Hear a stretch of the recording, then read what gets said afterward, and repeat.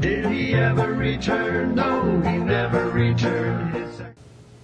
Did I ever tell you about the time my Uncle Dan ran for council member of Minneapolis? Oh? Yes, and oh, what a campaign he put on. Oh, kissed all the babies, huh?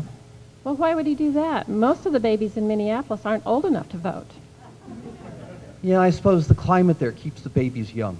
Well, of course. You know, some people in Minneapolis didn't think Uncle Dan would make a very good council person. Why? Oh, because he was an atheist. Oh. So he decided he needed to visit all the religious leaders in the community, in the district, and make an impression on him. Oh, so he wanted to appeal to all the religions and denominations. Yes. So first he went to the Catholic Church. But when he got there, Father Fabian Peterson was very upset.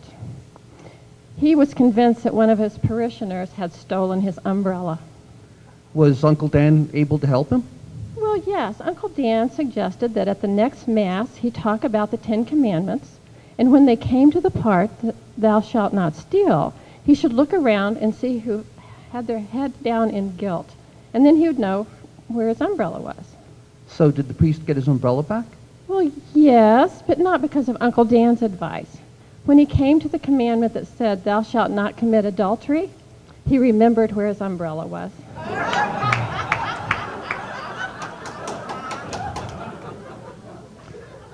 So did Uncle Dan meet with any Protestants? Oh, yes. He became very good friends with Reverend Salisbury. So Reverend Salisbury wasn't upset with him because he was an atheist?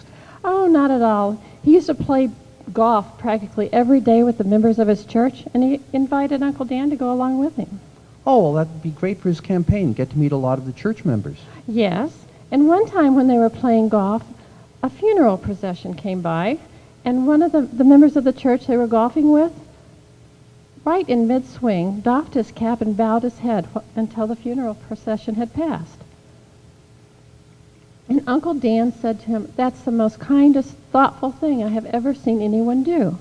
And the church member replied, well, we were married for 35 years.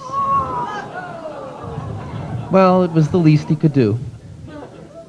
Yes, and another time they were playing with two young men.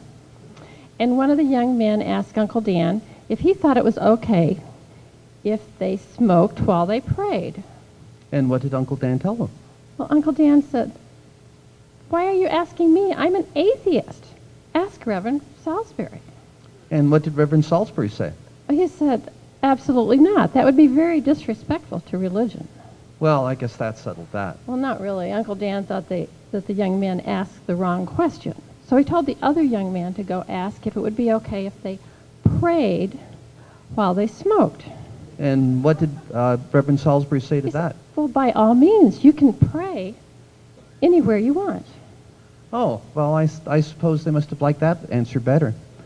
Did Uncle Dan meet with any Jews?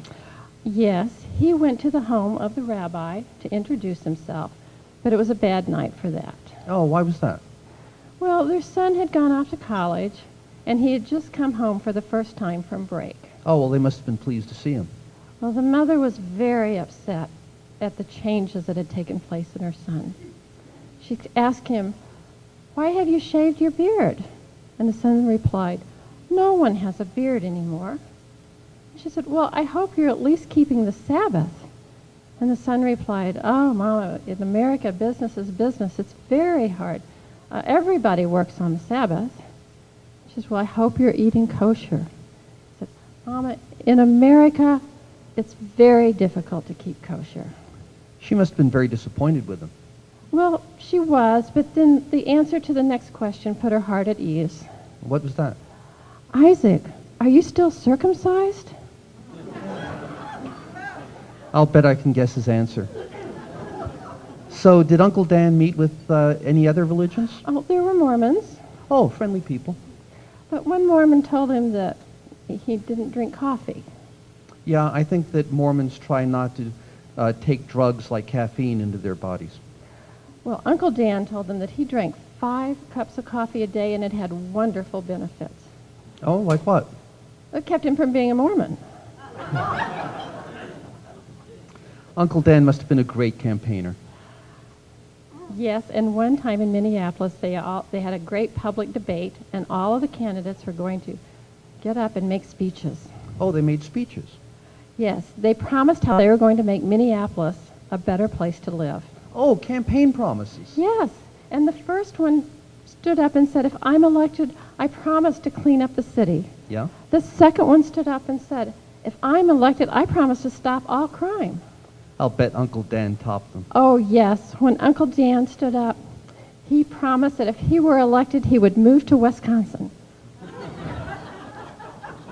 Say goodnight, Gracie. Good night, Gracie.